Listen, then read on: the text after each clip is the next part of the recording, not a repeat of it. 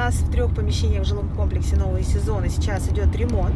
Это помещения, которые сдаются в аренду, то есть там 2 площади 34 метра, 1 площадь 41 метр. Они, примерно через месяц будут готовы, и все, мы их запустим именно в аренду с ремонтом. Поэтому, если у вас есть запрос на тот район, то, пожалуйста, можете рассматривать наше помещение. Можно как раз в процессе ремонта, может, какие-то добавить пожелания по отделке, и каким-то тонкостям.